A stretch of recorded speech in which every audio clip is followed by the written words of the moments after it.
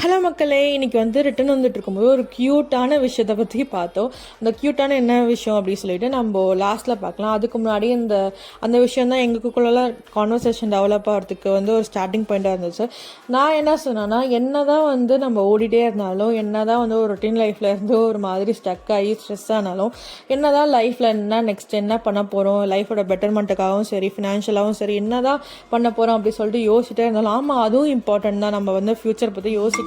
நான் இல்லைன்னா சொல்லவே இல்லை. ஆனாலும் இந்த மூமெண்ட்டை தொலைச்சிடக்கூடாதுல்ல. லைஃப்பில் ஓடிட்டே இருக்கிறதுக்கு ஒரே ரீசன் ஃபேமிலி தான். ஆனால் ஃபேமிலிக்கு நம்ம என்ன பண்ணுறோம், ஃபேமிலி கூட டைம் ஸ்பெண்ட் பண்ணுறது கிடையாது. அதை தான் நான் சொல்லிகிட்டு இருந்தேன்.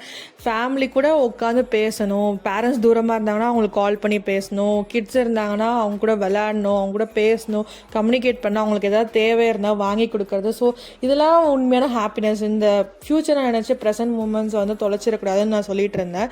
ஸோ என்னோடய ஹஸ்பண்டும் அடிக்கடி சொல்கிற விஷயம் என்னென்னா, ஃபேமிலியோட வேறு எதுவுமே முக்கியம் இல்லை அப்படி சொல்லிட்டு இருப்பாங்க. ஸோ நாங்கள் பார்த்த விஷயம் இதுதான். ப்ரெக்னென்ட் உமன் இன் கார்னு போட்டிருந்துச்சு. ஸோ இதை பார்த்தோன்னே எங்களுக்கு தோணுன விஷயம் என்னன்னா, ஃபேமிலியோட ஹெல்த்தையும் சேஃப்டியும் விட லைஃப்பில் எதுவுமே முக்கியம் இல்லை அப்படி சொல்லிட்டு தோணுச்சு. ஓகே, பாய், டேக் கேர், டாட்டா.